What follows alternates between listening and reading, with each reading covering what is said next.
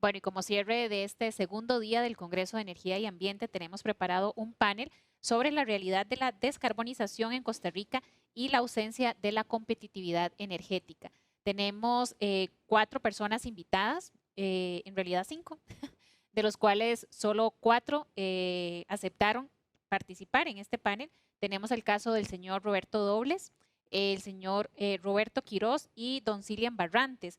Por su parte, don Alejandro Muñoz, quien es el presidente ejecutivo de Recope, canceló su participación. Este panel va a estar moderado por el señor Carlos Montenegro, quien es el director ejecutivo de la Cámara de Industrias, y a quien le doy el pase para que pueda hacer la presentación oficial de los panelistas. Muy buenos días, don Carlos, y buenos días a todos los panelistas. Muchísimas gracias, Tatiana. Quisiera agradecer a todos los que están pues conectados en esta edición 2021 del Congreso de Energía y Ambiente. Asimismo, saludar a don Roberto Dobles, que nos acompaña acá en el panel y que ahorita me voy a permitir presentar. Asimismo, a don Cilian Barrantes, miembro de la Cámara de Industria, representante de la empresa ArcelorMittal, y miembro de nuestra Comisión de Energía. Bienvenido, don Cilian, muchas gracias. Con mucho gusto. Igualmente, saludar a don Roberto Quirós, que hoy nos acompaña en representación de la Gerencia de Electricidad del ICE. Muy buenos días, don Roberto, y muchas gracias. Gusto. Muy amable. Lamentamos igualmente que, al igual que el día de ayer, invitamos a Recope a uno de estos paneles de análisis y discusión y pues hoy no participó.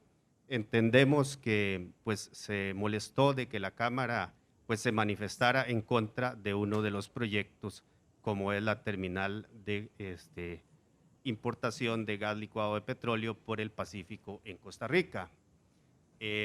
Entonces, sin más preámbulo, esperamos que pues en los próximos se integren a la discusión para conocer pues los detalles de estos proyectos de parte de ellos. Quisiera iniciar presentando a los panelistas de una forma un poquito más detallada. Don Cilian Barrantes es licenciado y bachiller en Ingeniería Industrial.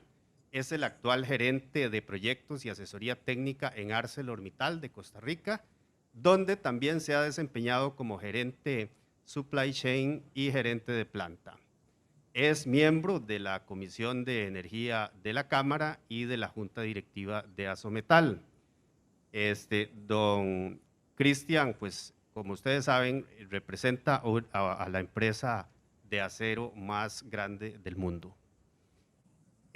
Adicionalmente, don Roberto Quirós Balma tiene más de 20 años de experiencia trabajando en mercados mayoristas de electricidad a nivel nacional e internacional. Y en el ICE actualmente es asesor del jefe de la división de generación en temas de gestión comercial y coordinador del programa de movilidad eléctrica del grupo ICE. Y el tercer panelista es don Roberto Dobles, que es máster en Ingeniería Industrial y de Sistemas y doctor en Administración de Empresas, expresidente ejecutivo del ICE y expresidente ejecutivo de Recope.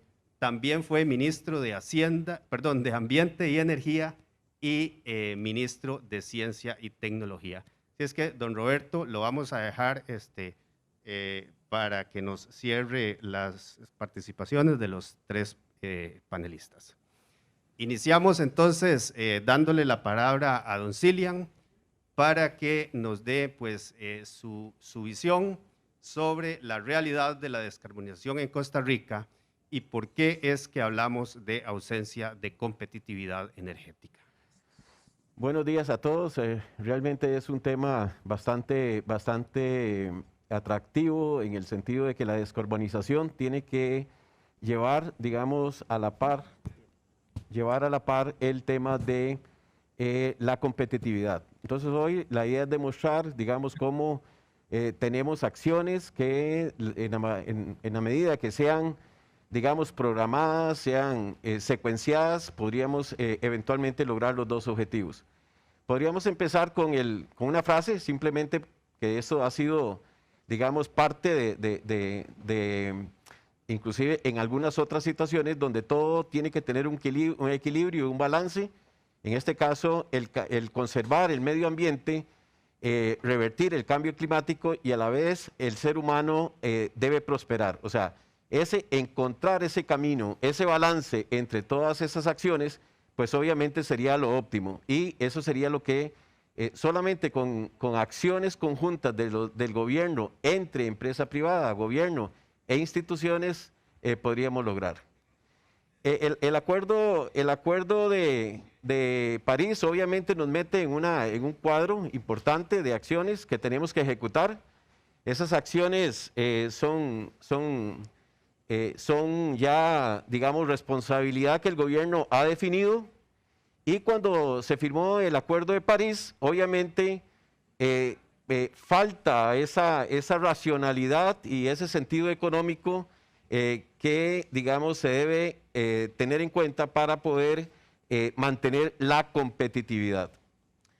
Este acuerdo también implica que se necesitan ciertas tecnologías disruptivas y ahí podríamos, en este caso, y lo digo con toda propiedad, o sea, el gas natural siempre ha estado en la mesa y no es que se está proponiendo ahora. O sea, la lucha ha sido más de alrededor de 4 o 5 años, inclusive con censos de requerimientos, pero el tema es que se limita no solamente por las condiciones técnicas o logísticas, sino que también por temas como el decreto que sacó el gobierno, lamentablemente, ¿verdad?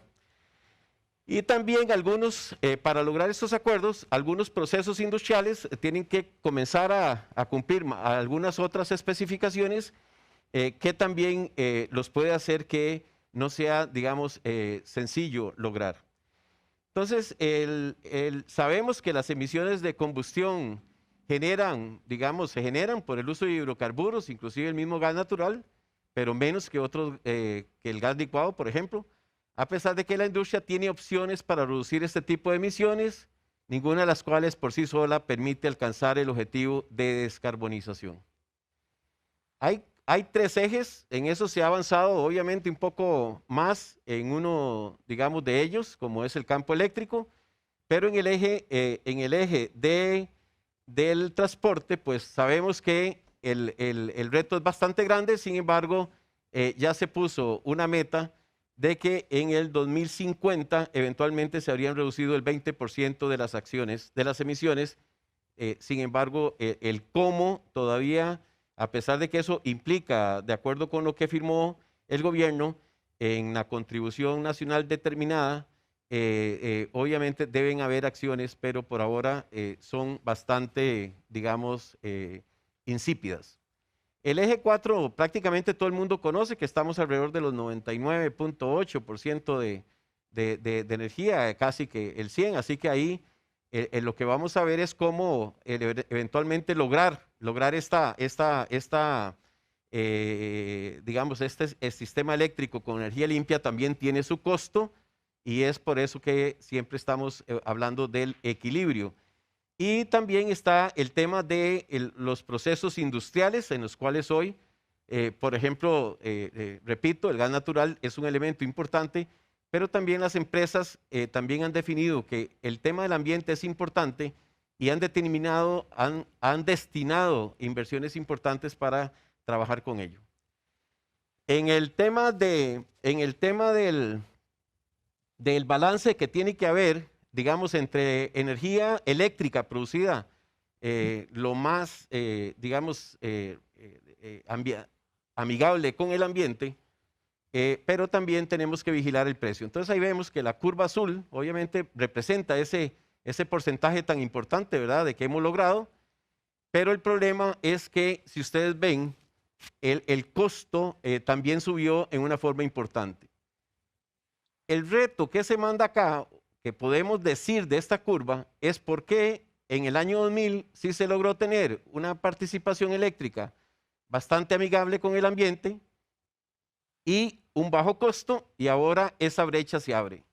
Entonces yo creo que algo no se está haciendo bien, algo se podría hacer mejor, y es como que los costos, digamos, sean, digamos, mejor administrados y no incurrir en los errores que se han incurrido, digamos, en ciertos proyectos del ICE. ¿Dónde está el problema? Realmente, si nosotros vemos las emisiones de CO2 en el inventario ahí por ahí realizado en el 2015, el sector energía, pues obviamente es el que más consume, hablando de un 67%, los residuos que se producen generan emisiones el 19%, y los industriales andan alrededor de un 12%. Entonces ahí nosotros podemos ver que cualquier gestión realmente importante por reducir tiene que ir destinada, digamos, en este caso al transporte. Hay temas que están haciendo que las alternativas o la gestión, digamos, de las instituciones, digamos, no están colaborando, digamos, en que estos combustibles tengan los costos lo más racionalmente posible.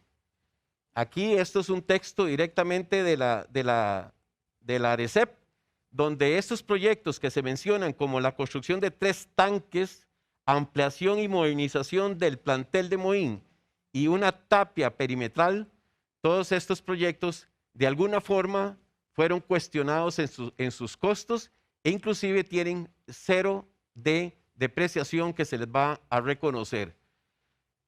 Realmente estos proyectos significa que realmente no tienen sentido para la operación, y por tanto lo que hacen es incrementar los costos que van a ser trasladados a los usuarios. Además de ya muy conocido por ustedes, el proyecto de la refinería, o sea, ese caso Soresco le produjo a Recope $7 millones de pérdidas, lo cual de alguna forma todos tienen que absorber. El otro proyecto que también hace que no se entienda, ¿verdad? Que no se entienda, porque si bien es cierto, hay que hacer siempre un análisis de riesgos en el suministro de los combustibles, eso no quiere decir que este proyecto de una nueva terminal en el Pacífico para GLP, o sea, tengamos que gastar $234 millones, que estaría significando un 20% del costo adicional en el GLP.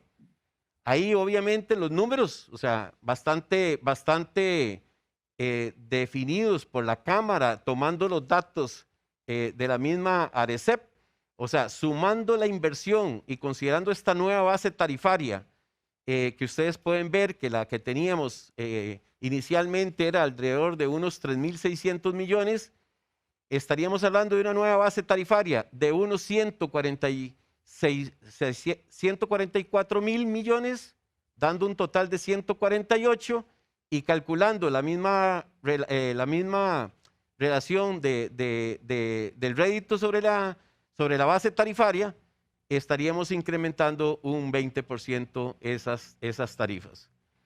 Y aquí es donde nosotros creemos que, si bien es cierto, o sea, es necesario proyectos, son proyectos que reduzcan costo y no que al final vengan realmente el único propósito sea incrementar ese costo.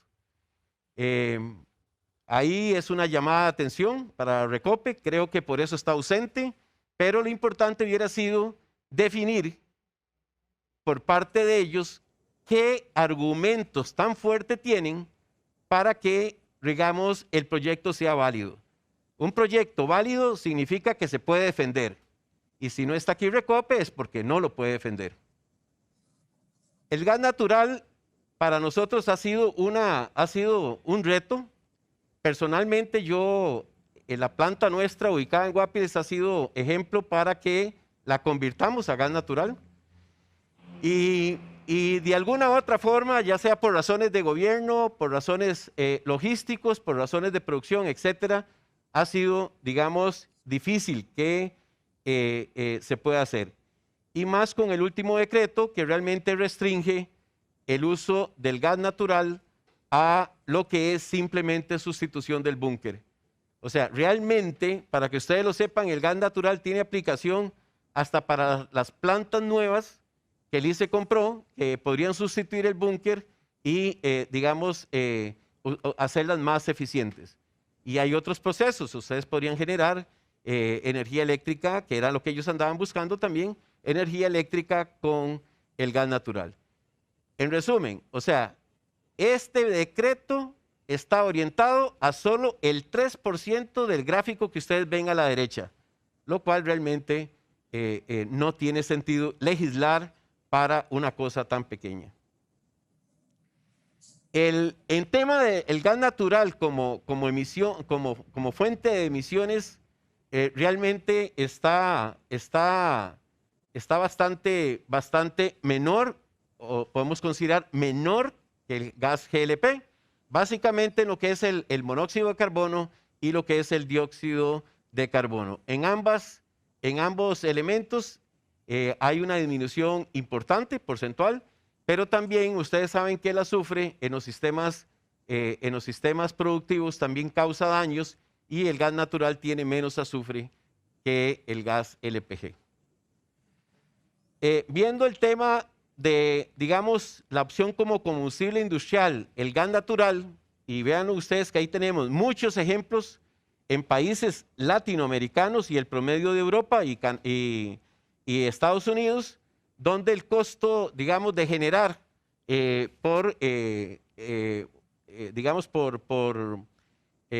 compra por millón de BTU, estamos hablando de que Costa Rica, el búnker estaría 11.11 dólares por millón de BTU y los demás países prácticamente estaríamos en la mitad de ese costo. Y el gas LPG estaría por encima todavía de ese costo en una forma importante. O sea, tenemos una fuente de energía como es el gas natural que podríamos estar aprovechando y que realmente no se hace y donde otros países obviamente sí lo pueden lograr. El otro tema es la generación eléctrica. Nosotros en promedio, Costa Rica tiene un costo de unos 13 dólares, 13.7, casi 14 centavos por kilo hora, lo cual pues obviamente eso es lo que ha venido la Cámara insistentemente reclamando y que obviamente se han hecho mucha gestión, ya sea con el ICE o con las mismas, digamos, distribuidoras. Pero ustedes pueden ver la desventaja que tenemos en cuanto, digamos, a la producción, digamos, del costo eléctrico, donde podemos ver países, digamos, que andan alrededor de la tercera parte de ese costo. Sí tenemos oportunidades. Obviamente, Costa Rica tiene, o sea, toda una matriz que de alguna u otra forma, por temas, digamos, decisiones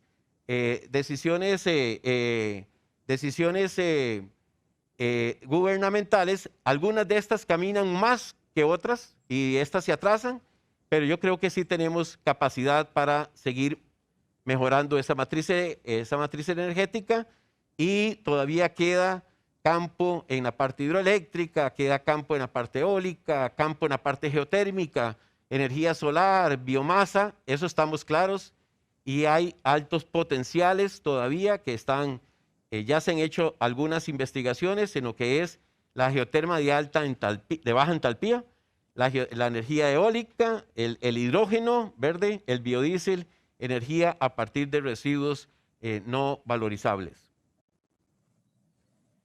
Hay un tema, hay un tema que, digamos, tenemos que interpretar bien en el sentido de que las exportaciones hechas por las zonas francas, obviamente es un tema que va creciendo y nos alegra montones de que va creciendo. O sea, es un éxito para el país que las zonas francas crezcan, pero también el régimen definitivo tendría que crecer. Y aquí es donde nosotros mandamos, digamos, un aviso importante de que si nosotros pudiéramos tener o sea, costos de energía mucho más baratos y gas, digamos, en estos casos, fuentes de energía mucho más baratas, esta curva no sería plana desde el año de hace 10 años. O sea, prácticamente sin crecimiento. O sea, todo lo que no esté en zona franca no ha podido crecer en exportaciones, para que estemos claros. Entonces yo creo que aquí es el mensaje, o sea, eso es lo que quisimos decir. ¿Cuál es el efecto de no tener esos recursos en una forma, digamos, disponible en forma económica? Para cerrar, digamos, las empresas privadas no se alejan de esa estructura, no se alejan de, digamos, de ese compromiso que hay con el medio ambiente. En el caso nuestro, estamos hablando de una empresa de 200,000 empleados, donde estamos en la mayor parte de los sectores que tienen que ver con el tema metálico, como es automóviles, construcción, electrodomésticos, envases, etcétera. Participamos con instalaciones productivas en 17 países y producimos 70 millones de toneladas de acero en el mundo. Y esto depende, esto es un dato del 2020, así que ustedes pueden ver que ese dato está un poco más bajo.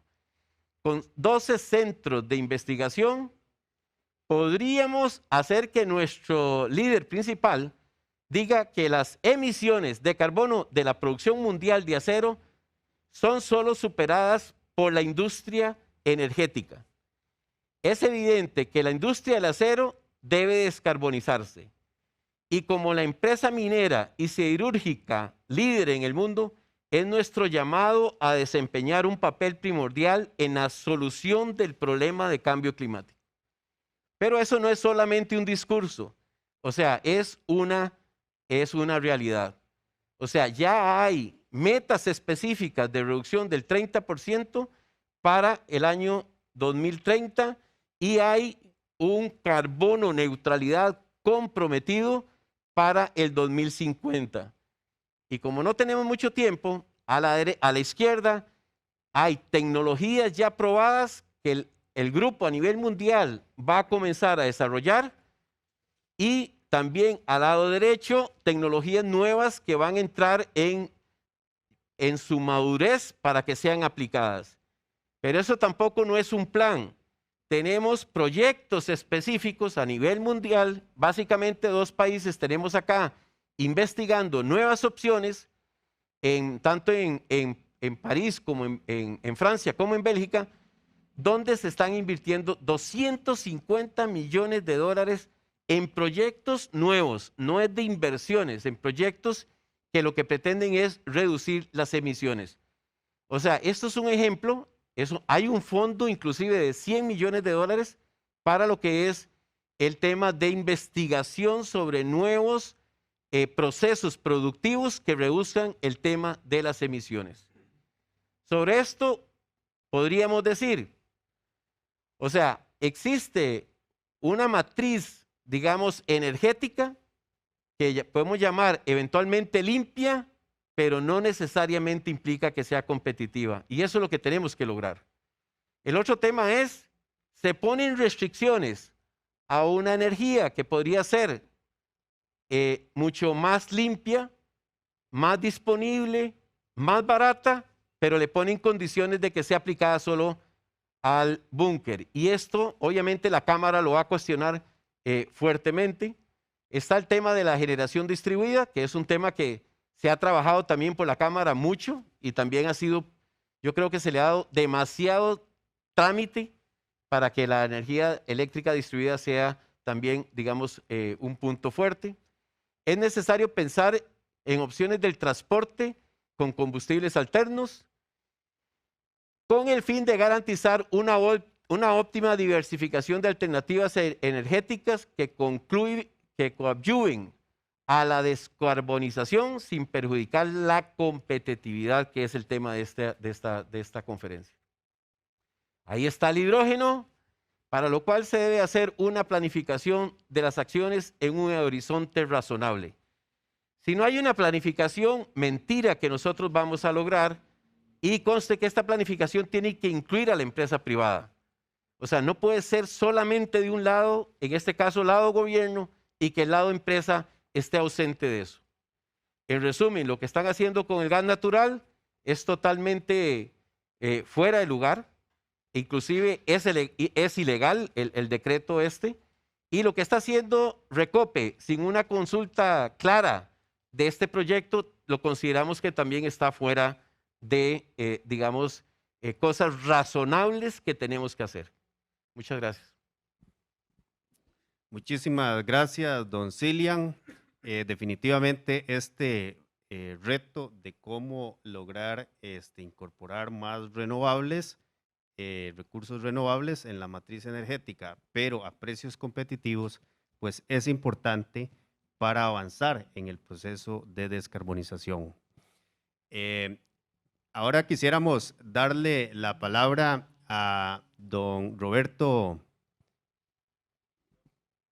Quiroz, perdón, ya se me cruzó con don Roberto, el que tengo aquí a la par, don Roberto Quiroz, que hoy representa en esta actividad al ICE, para que nos dé su visión, la visión del ICE sobre la realidad hoy en Costa Rica de la descarbonización y su relación, cómo la visualizan con la competitividad del país. Adelante. Hola, muy buenos días. Agradezco me confirmen cuando ya están viendo la presentación, por favor.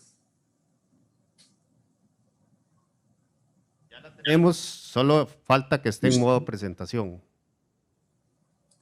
No, ya está en modo presentación. Listo, ya está. Adelante. Ok, bueno, muchas gracias. En efecto, tenemos que hablar de la competitividad y cómo las energías renovables y la descarbonización pueden ser la base y deben ser la base para que en el país avancemos. Esta semana, con el tema de la OCDE, es importante ver hacia dónde nos llevan los planes y las rutas que maneja los mercados a los cuales vamos a apostar con el ingreso a la OCDE. Analizar las emisiones por alternativa energética. ¿Cuánto realmente nos va a aportar una transición hacia un combustible fósil versus realmente apostarle a energías renovables con emisiones muy, muy bajas? ¿Cómo se han comportado el crecimiento de las emisiones? En el sector industria, 12%, como dice don Cilian. En el sector transporte son muchísimo más altas. Pero cómo se han comportado también en un periodo similar el decrecimiento de esas emisiones. ¿Cómo podemos usar nuestra base de la matriz eléctrica para el proceso de descarbonización? ¿Cómo podemos crear esa competitividad desde los diferentes atributos que la energía eléctrica renovable nos puede permitir? ¿Cómo ya tenemos ejemplos prácticos en empresas privadas y públicas que han logrado a través de estos procesos crear competitividad y mejoras en las eficiencias económicas en sus empresas?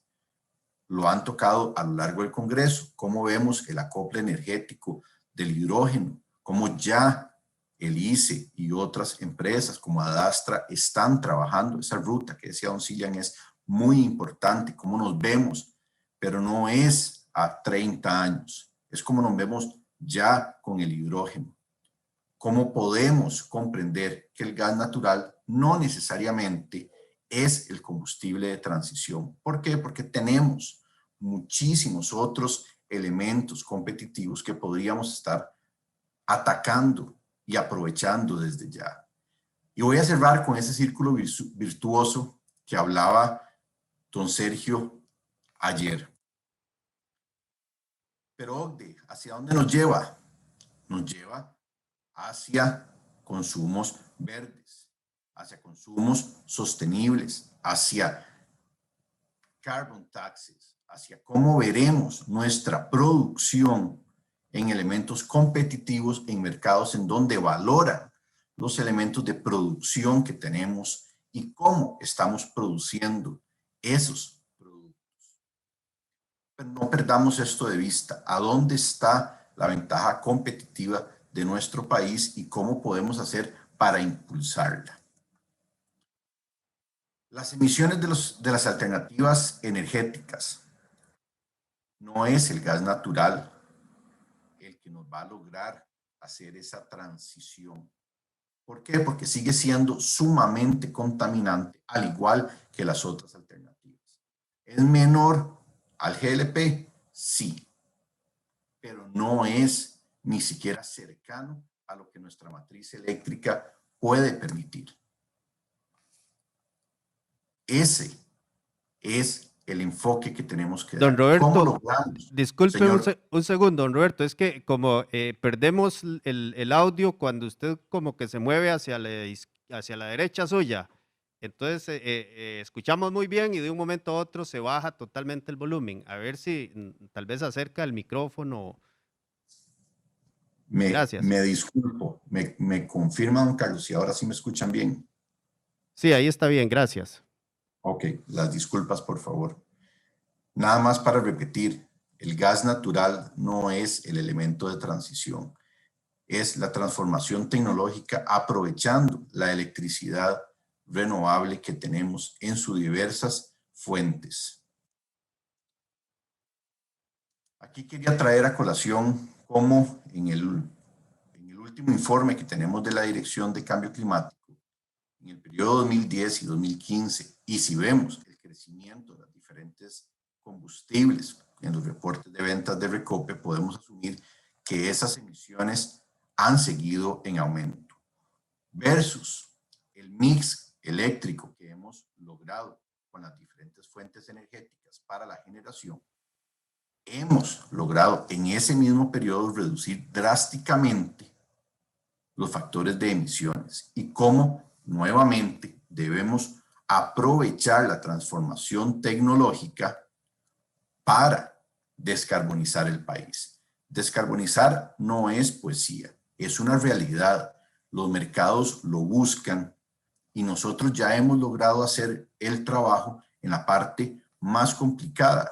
Si fuéramos un país con una matriz eléctrica altamente predominante en carbón, pues sí es razonable pensar en gas natural, como lo ha hecho Estados Unidos. Lo que pasa es que nosotros tenemos muchísimas fuentes renovables para generar la electricidad y ahí es donde podemos desarrollar ampliamente el concepto de competitividad. Nuevamente, nuestra matriz, y nada más quería dejárselos aquí, yo sé que estos datos ustedes los conocen, pero la matriz eléctrica no lo logramos hace 2 años. Es una base muy fuerte. ¿Y qué lleva a esto? A que sabemos muy bien a dónde están nuestros recursos de generación. Ahora se mencionaron. Sabemos cuál es la hidroelectricidad, sabemos cuál es la geotermia, sabemos cuál es la solar, sabemos cuál es la eólica.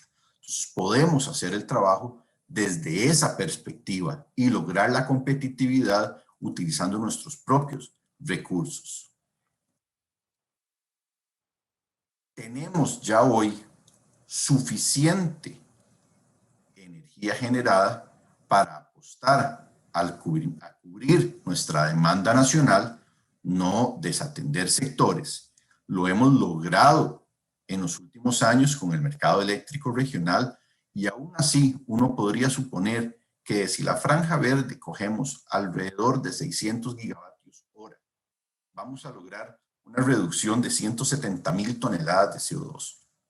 Eso es un valor gigantesco que lo podemos aprovechar en muchísimas áreas, pero siempre con el enfoque de lograr el aumento en la competitividad del país, de la industria y por ende, obviamente, del grupo ICE. Nuestra empresa, entre más logre la colocación de electricidad, más competitiva se va a hacer. Mejoraremos el uso de nuestros activos, no solamente de generación, de distribución y de transmisión. En el último tiempo, lo que ha pasado es que hemos ido sustituyendo la electricidad por combustibles fósiles. Entonces dejamos activos o disminuimos el uso de ciertos activos. Esto trae problemas que debemos resolver y no solamente es una parte, la debemos resolver integralmente todos los actores del país. Pero sí tenemos la cantidad de recursos disponibles para atender hoy el recambio tecnológico y llevar así realmente el proceso de descarbonización descarbonización a los niveles que estamos buscando. ¿Cómo lo hemos hecho? En el sector transporte ya se ha logrado. El ICE ha tomado acciones muy positivas. Primero, desplegando una red de recarga que le dé confiabilidad a las empresas y a los usuarios en hacer el recambio de vehículos a un segmento, sí, todavía con un poder adquisitivo. La tecnología, somos líderes y esa tecnología hoy tiene un costo. Nosotros como empresa también hicimos el despliegue de una importante flota eléctrica que ha dado resultados muy positivos. Tenemos ahorros sumamente importantes, no solamente en la compra de combustibles, obviamente, sino también en los mantenimientos y en la cantidad de horas que esos vehículos están operativos, porque no requieren largos periodos de mantenimiento como si es un vehículo de combustión. Pero este trabajo que hemos hecho, que es simplemente poner una piedra, que esa piedra es sobre lo que han construido muchas otras empresas del sector privado. Hemos contado al menos 20 empresas que han hecho cambios importantes. De Masa, Movistar, competidor de Colby, pero socio aliado en el desarrollo de la movilidad eléctrica. FIFCO, con busetas de turistas. Securitas, con motos en diferentes centros comerciales o en tiendas que ellos protegen. Y así muchas otras empresas que ya hoy, Schneider, por ejemplo, se han animado porque han visto los resultados, competitividad, porque han visto resultados económicos que les permiten justificar los proyectos dentro de sus juntas directivas, dentro de sus empresas. Y con el plan piloto de buses eléctricos, estoy seguro que lograremos demostrar en los próximos meses que también para los operadores de ruta es un muy buen negocio entrar al transporte eléctrico. Hoy sabemos que los vehículos y los buses tienen un CAPEX un poco más alto que lo demás, pero somos líderes. Sacamos una ley de movilidad eléctrica en un momento en donde el mundo y la tecnología todavía no estaba a par. Pero en los próximos 2 años eso se va a igualar. Y ya hoy, en muchos de los casos, es factible. Nuestra red de cargadores en el ICE la apostamos con conectores que permitieran la importación de vehículos chinos, porque sabemos que ahí hay una gran oportunidad para que un sector de la población pueda hacer su cambio. Hay una oportunidad para que flotas de empresas que se dedican a las ventas puedan movilizar a sus empleados en estos vehículos. Tiene una reducción de emisiones muy importante, un 96%. Pero vamos más allá. En cocción, estamos exponiendo a nuestras familias, comedores escolares, los comedores de nuestras empresas, a gases altamente contaminantes. Aquí hay un factor indirecto de competitividad muy alto. Estamos enfermando a nuestra gente. Pasémonos a cocción eléctrica. Reducimos emisiones, mejoramos la salud y mejoramos también la competitividad, porque la eficiencia de una cocina es muchísimo más alta a la de una de gas. Como vemos también el tema de calderas. Hemos tratado de apoyar y hemos trabajado fuertemente con INAE, por ejemplo, para la política pública, para que las instituciones del Estado que utilizan calderas hagan el cambio a calderas eléctricas. Vamos a lograr reducir emisiones hasta un 86%. En algunos casos, tenemos una gran cantidad de calderas. Esto va a repercutir directamente en la utilización de los activos de generación, de transmisión y distribución. Va a aumentar la competitividad. Una caldera eléctrica es muchísimo más competitiva. Sabemos que hay esfuerzos que hacen falta para lograr que eso se haga. Y los estamos haciendo. No solos. Necesitamos la ayuda de los demás sectores. Pero en calderas hay trabajos muy importantes, porque hay calderas que no son pequeñas. En nuestros hospitales estamos haciendo inversiones fuertes para curar y llevar salud a las personas. Y al lado tenemos una caldera con búnker contaminando. No hace sentido, simplemente no tiene un sentido de ser, de contaminar a la gente que estamos tratando de curar. El acople energético, y hemos hablado mucho de hidrógeno, no son casos hipotéticos, no son ensayos. Nosotros en Miravalles tenemos un sistema de enfriamiento en donde en la foto a la izquierda podrán ver las unidades generadoras de hidrógeno y en la derecha los tanques de almacenamiento. Entonces, esa ruta para el despliegue del hidrógeno claramente no debe ser en el largo plazo. En algunos elementos sí, porque todavía no está preparada la industria.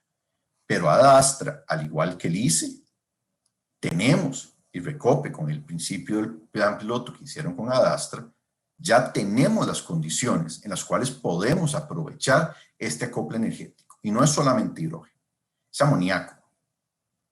Es realmente utilizar los beneficios que esto ya nos permite hoy.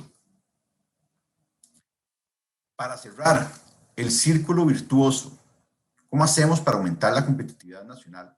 Y disculpen la tilde en círculo. En la versión anterior sí la había puesto, hice un cambio y se me fue ese error ortográfico.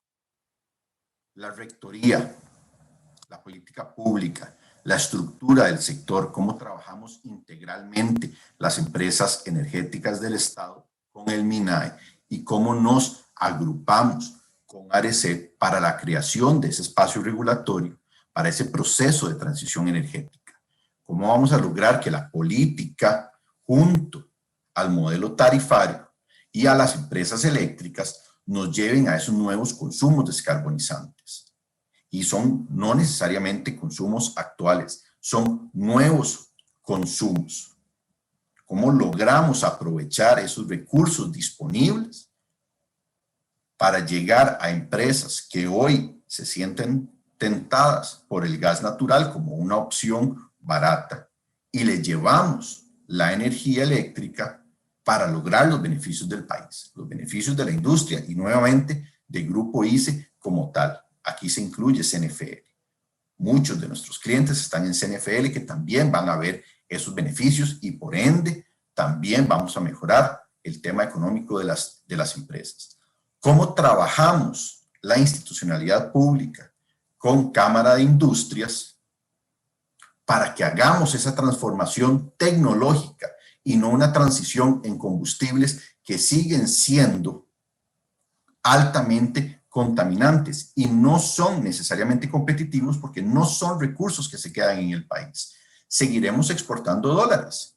Busquemos cómo trabajamos la transformación tecnológica para llevar el beneficio al país.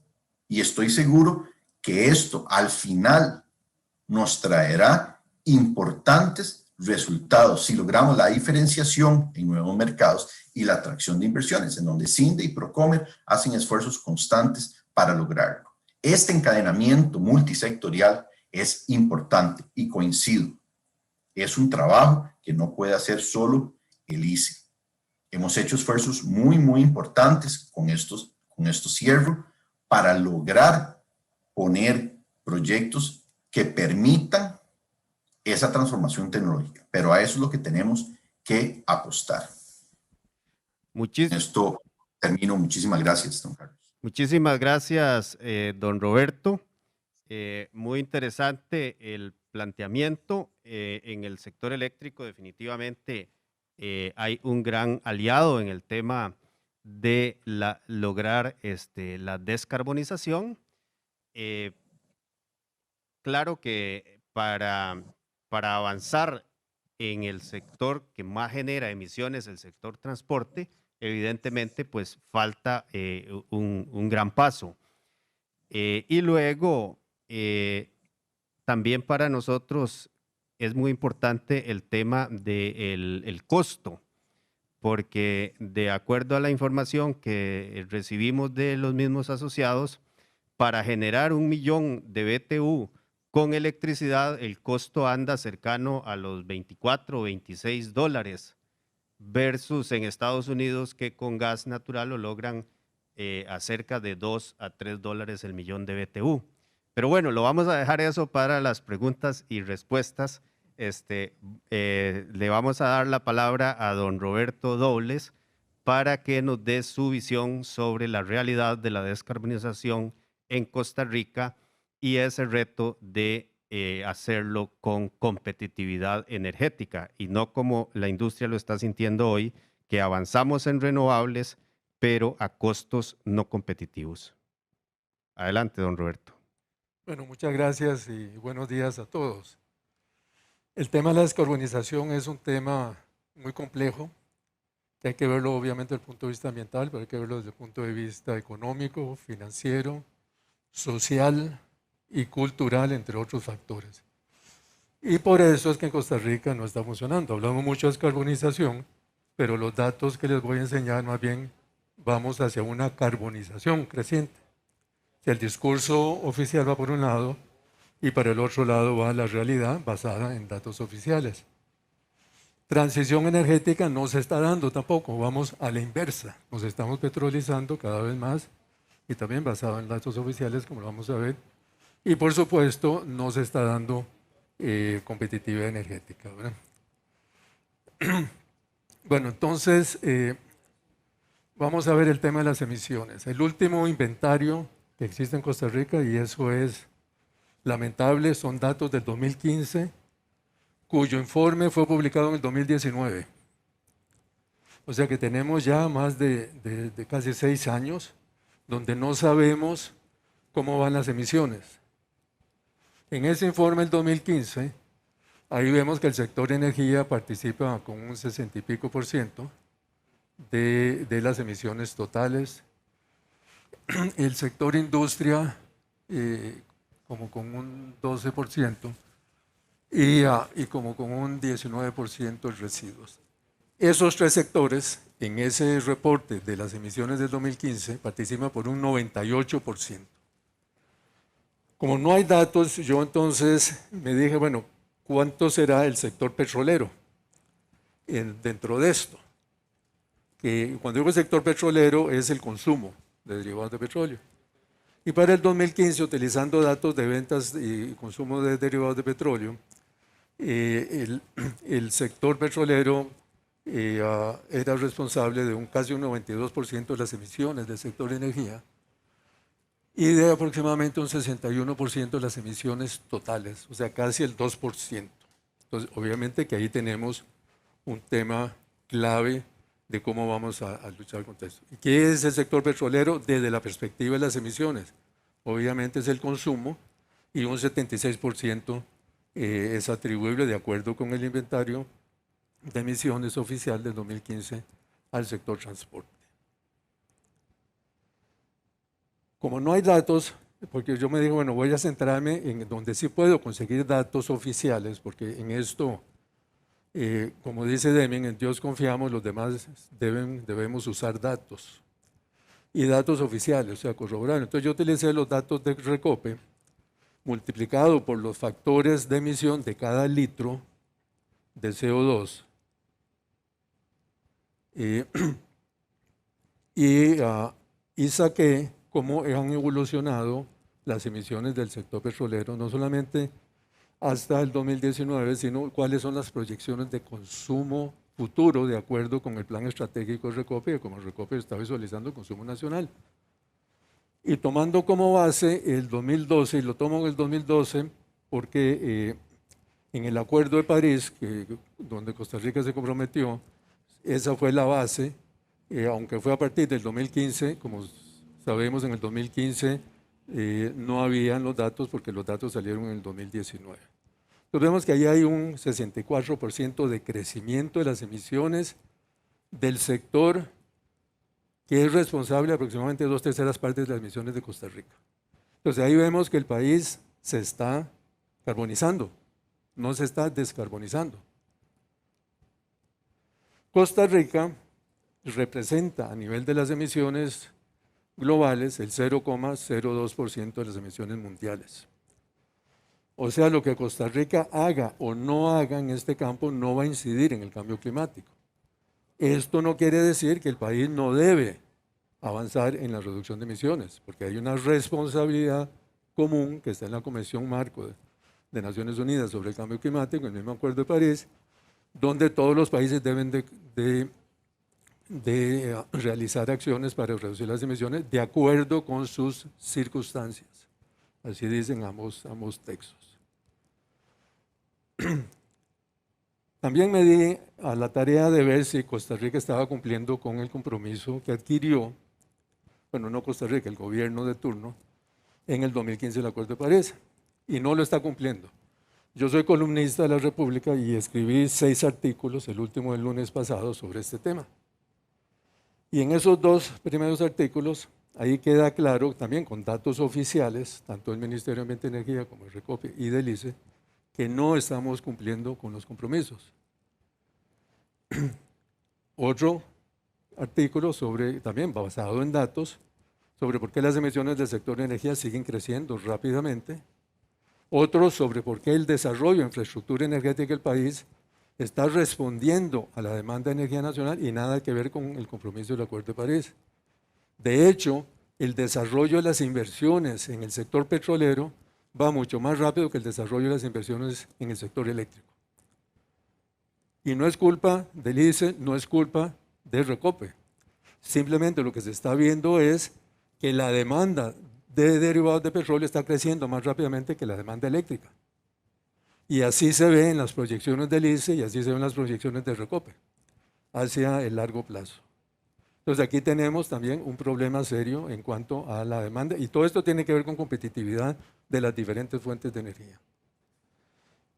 Igualmente, además de los compromisos en el 2015, en el 2020 el gobierno de Costa Rica adquirió compromisos adicionales de reducción de emisiones, a sabiendas de que no se estaban cumpliendo las del 2015. Y lo que está ocurriendo es que los compromisos, tanto entonces del 2015 como del 2020, es que Costa Rica va a ir con emisiones hacia abajo, pero la realidad de los datos dice que vamos hacia arriba en emisiones.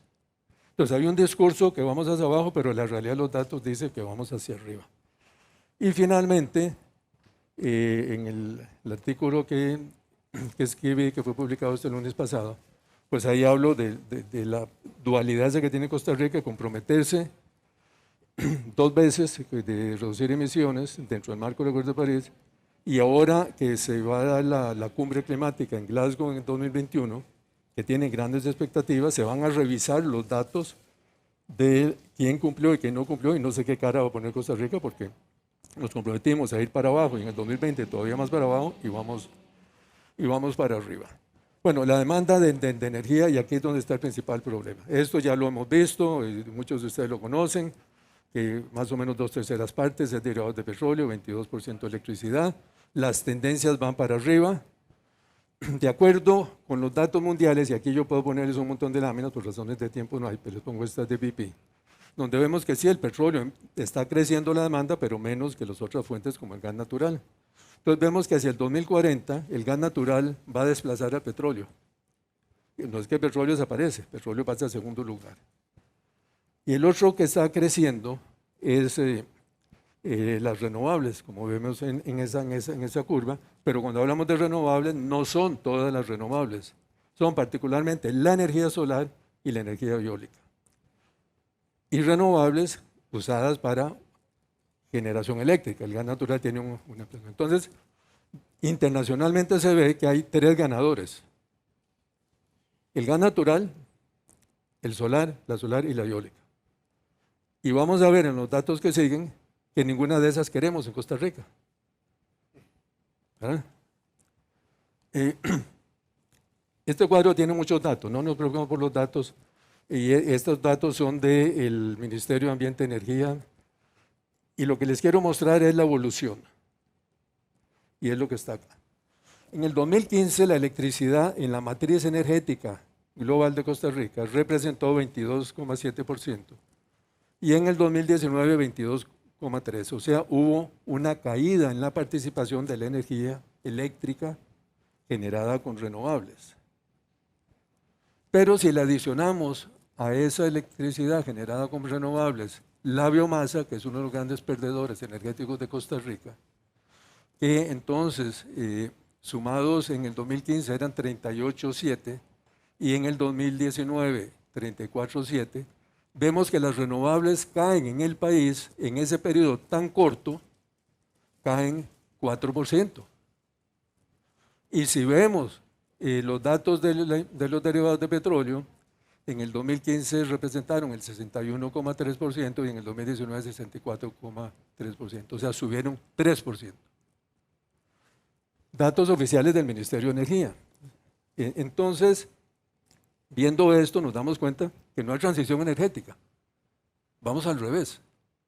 Vamos petrolizándonos cada vez más, pero el discurso va que sí hay transición energética y que vamos hacia las renovables. Y el tema clave de que esto nos está dando es competitividad, es costos.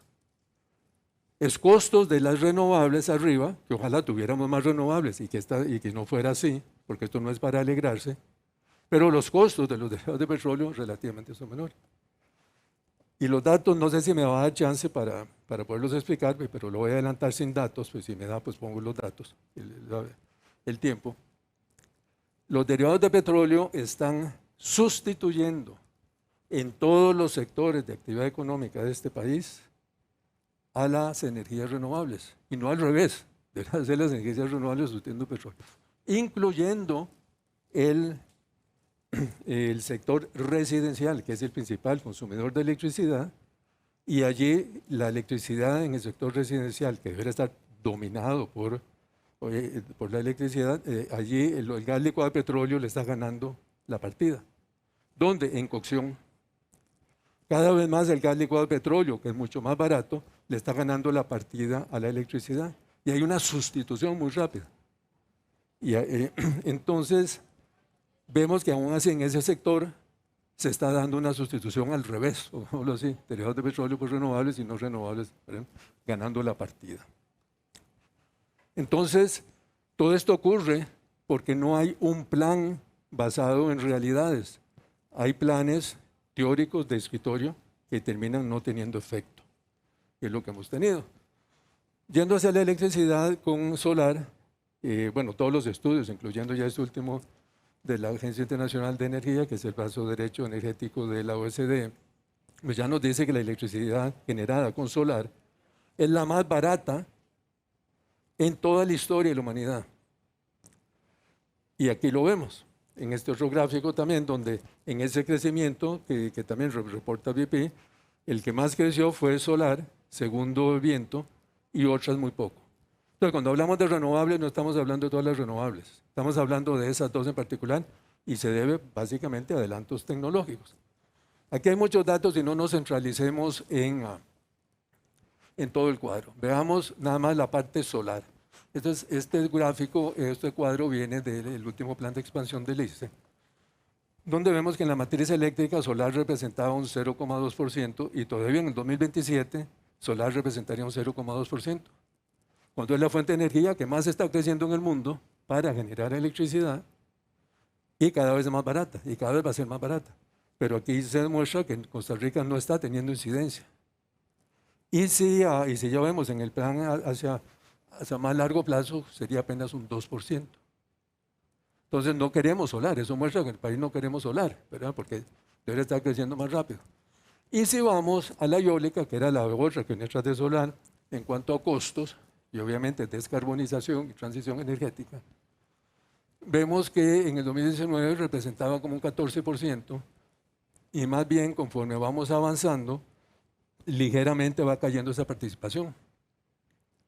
Entonces la eólica se queda estancada en cuanto a participación, que es la otra, y que es también por razones de costo bajo, y ayuda a la transición y ayuda entonces a reducir las emisiones. Entonces ahora vamos a ver la demanda de derivados de petróleo. Estos son datos de Recope, incluso que aparecen en la página web, donde en los últimos años, vean ustedes cómo el crecimiento se acelera. Y esto se da por varias razones, no solamente es crecimiento, pues sobre todo que el país ha tenido problemas de crecimiento económico, esto es por sustitución también, y sustitución desgraciadamente de renovables, ¿verdad? Estos son el plan estratégico de Recope, el último, donde nos dice que al 2039, ellos planifican al 2039, la demanda de derivados de petróleo crecería un 37,5% en ese periodo, al 2039. Y ahora lo vamos a ver con respecto a la electricidad. Entonces, estos son los sectores que atiende la electricidad y obviamente el sector residencial es el principal. Datos también que están en el plan estratégico del ICE, en el plan de expansión, donde cada vez más uno ve las curvas, conforme hay un nuevo plan, que se aplanan. O sea, el país está consumiendo cada vez menos electricidad, o al menos a un ritmo menor de lo que teníamos en el pasado, por razones de sustitución, por razones de eficiencia energética y obviamente por razones económicas. Entonces, en lugar de estar creciendo la electricidad, más bien se está aplanando el crecimiento. También en el último plan de expansión del ICE, déjenme ver, allí se da que el crecimiento es un 31,1% en ese periodo. Y lo puse al 2039, aunque el del ICE se iba años más adelante, para poderlo comparar con el de Recope. 37% y pico de Recope y aquí 31%. O sea que las dos instituciones claves del sector energético están previendo que la electricidad va a crecer menos y el petróleo va a crecer más. Y esto es lamentable y no se está dando esa transición, no se está dando la reducción de emisiones y mucho menos la competitividad energética. Y en cuanto a la sustitución de gas licuado de petróleo en el sector residencial, allí vemos como en el 2000 el gas licuado de petróleo representaba 30%, la electricidad 57% y la leña y el carbón vegetal 12%. En el 2015 el gas licuado de petróleo subió a 42%, y la electricidad a 52% y bajó la leña y el carbón vegetal.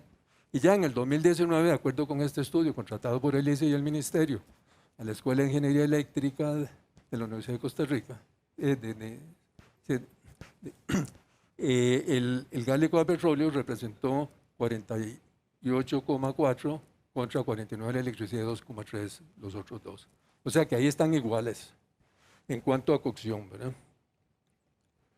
Estos son datos igualmente que vienen de las proyecciones de demanda eléctrica del ICE.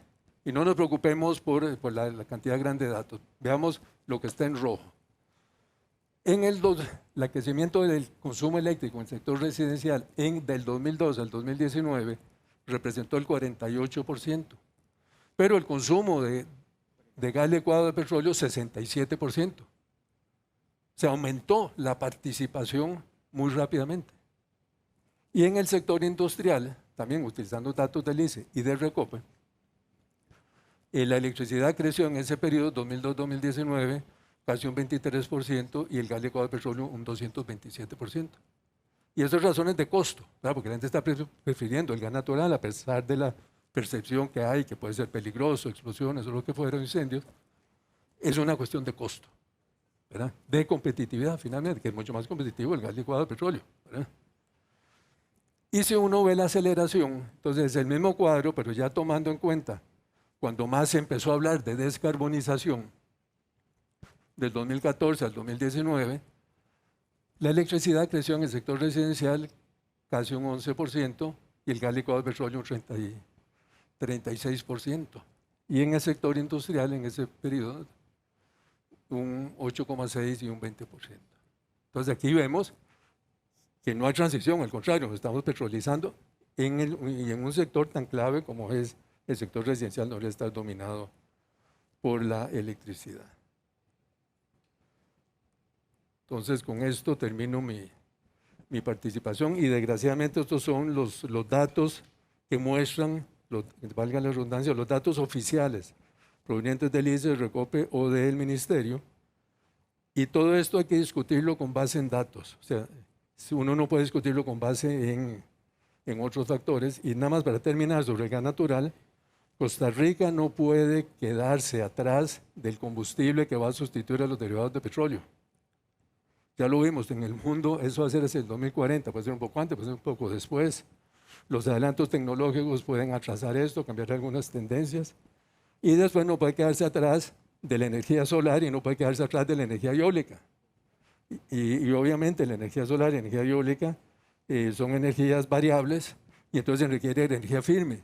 Y esa energía firme tiene que ser igualmente barata. No puede ser energía firme cara, que es lo que está ocurriendo ahora en Costa Rica también. Muchas gracias. Muchísimas gracias, don Roberto.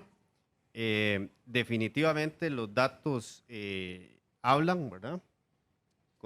Como lo exigía Deming, aquí tenemos que remitirnos a los datos para profundizar en la discusión y llegar pues a propuestas concretas sobre decisiones que se deben tomar en el país.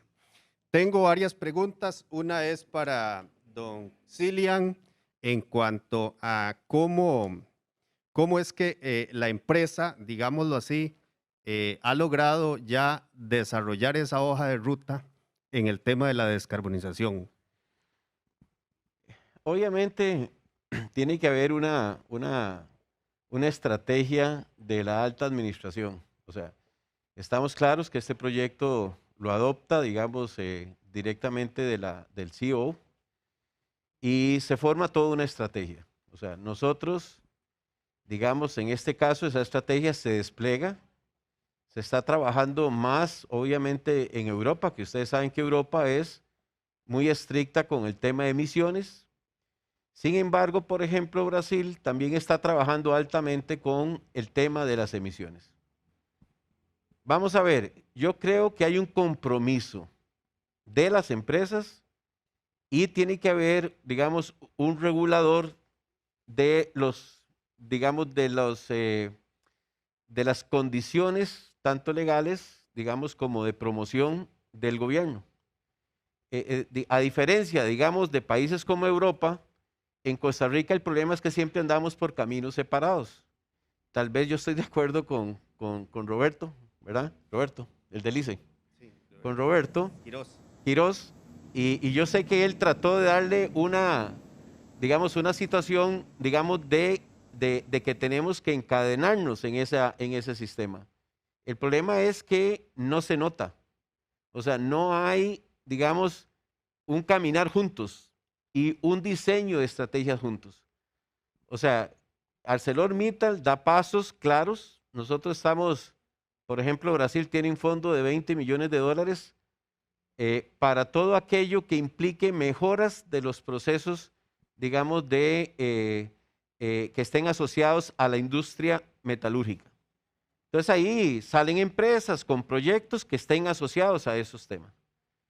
Pero yo creo que el gobierno juega un papel importante, precisamente como decía Roberto, Dobles, para que precisamente la estrategia vaya dando frutos de transición. Nosotros realmente nos sentimos muy orgullosos.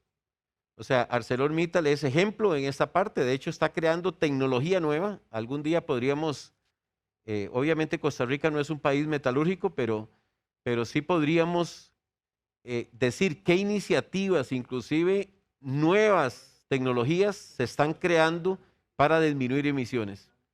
Entonces, o sea, yo creo que hay de parte de las empresas una definición clara, un planeamiento estratégico y el gobierno debería ser un modulador o un incentivador de todas esas iniciativas, pero que tengan lógica y caminemos juntos. Es mi recomendación. Muchas gracias, don Cillian. Tengo aquí una pregunta para todos, dice, pero voy a excluir a don Cillian y la voy a hacer solo a los Robertos porque ya lo mencionó. Dice, ¿están realmente las autoridades del país considerando aspectos de competitividad en las estrategias de descarbonización? Y luego hay otra que está relacionada y dice, ¿ha fallado la rectoría del sector energía? Empezamos con don Roberto Quirós.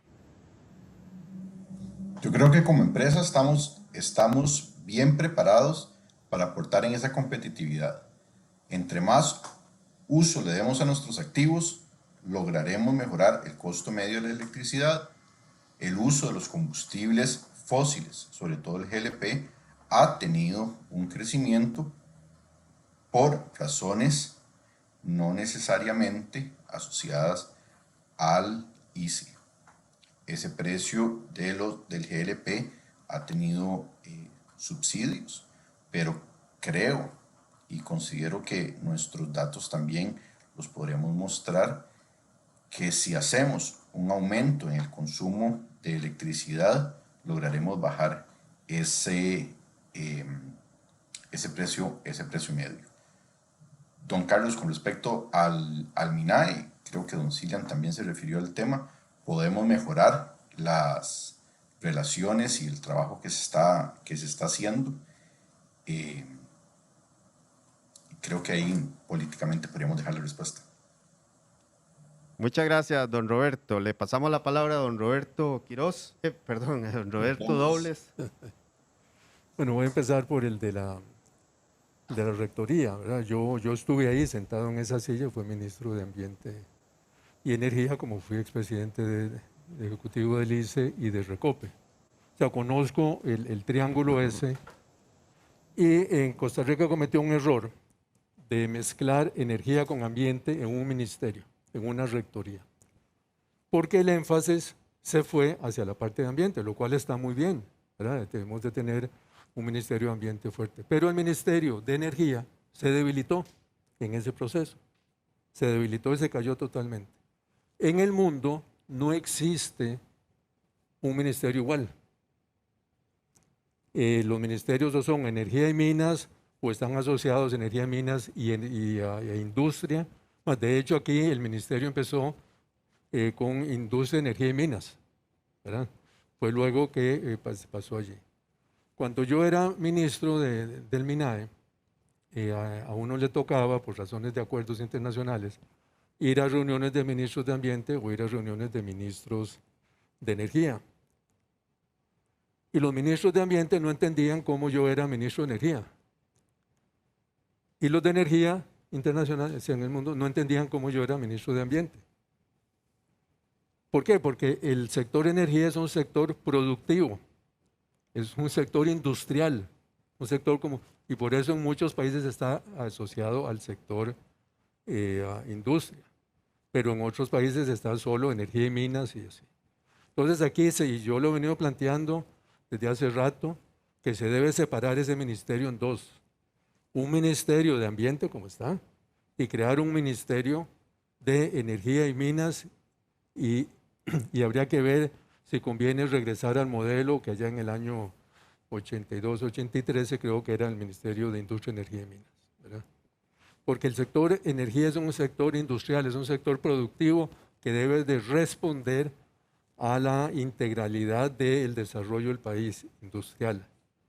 Obviamente cumpliendo con toda la normativa ambiental, así como el Ministerio de Ambiente supervisa el desempeño ambiental de todos los sectores, el agrícola, el sector industrial, el sector turismo, etcétera, lo haría igualmente con el sector energía. O sea, no es que el sector energía queda a la libre, pero sí, porque si uno lo ve, y esto yo lo he mencionado también públicamente en artículos, en este momento no existe una rectoría del sector energía eficaz. Alguna gente dice que no existe del todo. Y se ve en lo que está ocurriendo. Los datos que yo muestro, que son datos oficiales todos, muestran que no está funcionando. Y en gran medida se debe a que están juntos y por ley debe separarse. Sobre el tema de competitividad, efectivamente el tema de competitividad energética no ha sido una política fuera del discurso, no se ve en la realidad. O sea, las cifras no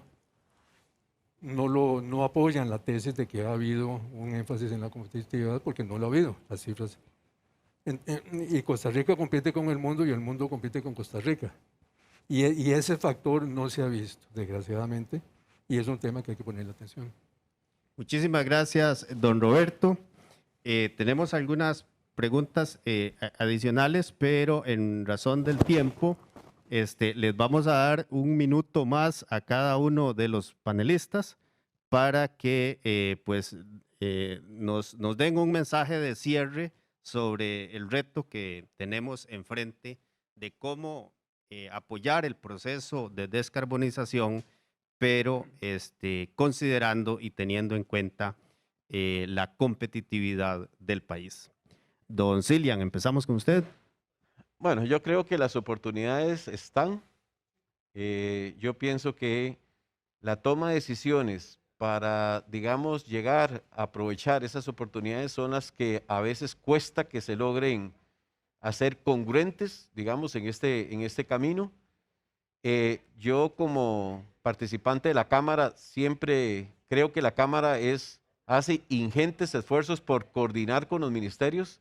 Sin embargo, siempre hay situaciones que obstruyen este caminar. Así que yo lo que tal vez siempre me ha quedado ahí con un sinsabor es, o sea, ¿cuál realmente es la voluntad de querer caminar juntos? Gracias, don Cillian. Don Roberto Quiroz. Creo firmemente que el país tiene la cantidad de energía renovable suficiente para hacer la transición competitivamente posible.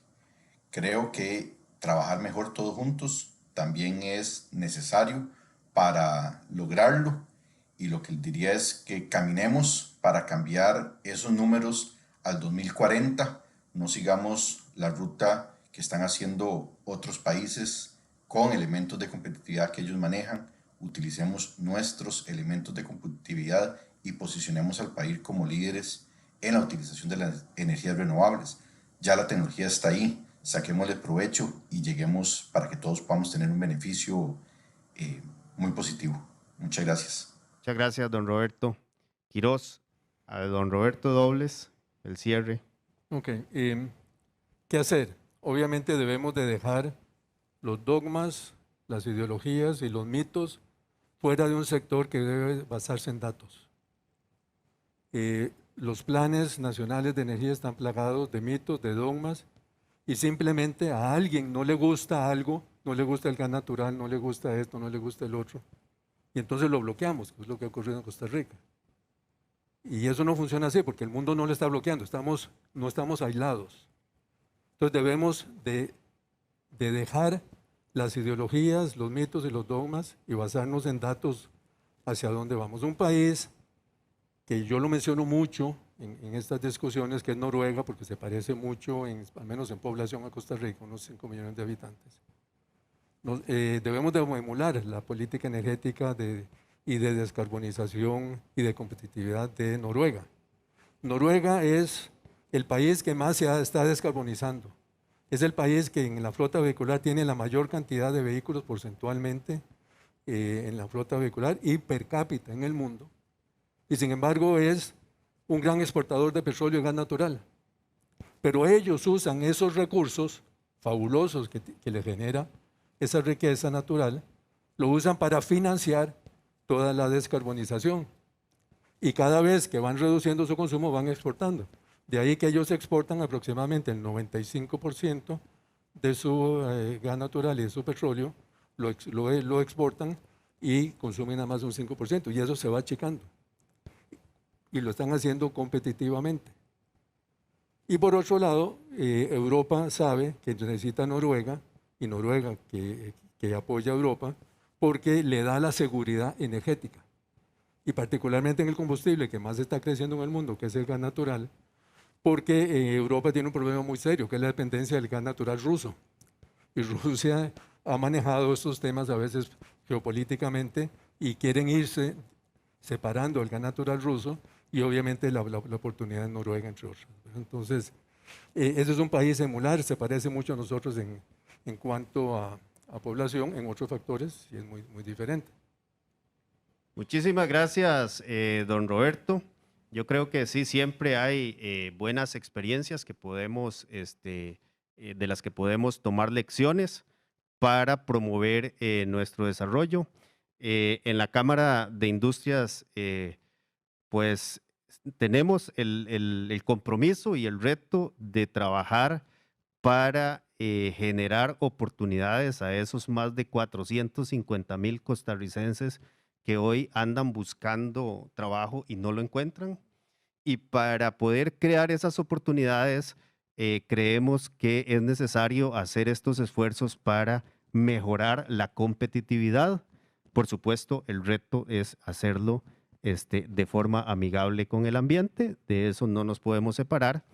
Y bueno, mañana a las 8:30 de la mañana vamos a tener un panel en el que hemos invitado a la presidenta del Congreso, doña Silvia Hernández, y al diputado don Pablo Heriberto Abarca, y el presidente de la Cámara de Industrias estarán debatiendo sobre pues algunas decisiones que se pudieran impulsar para que demos algunos pasos en en concretar, digámoslo así, acciones que puedan enrumbarnos en esta ruta hacia una competitividad con sostenibilidad. Muchísimas gracias a los panelistas que nos acompañaron hoy.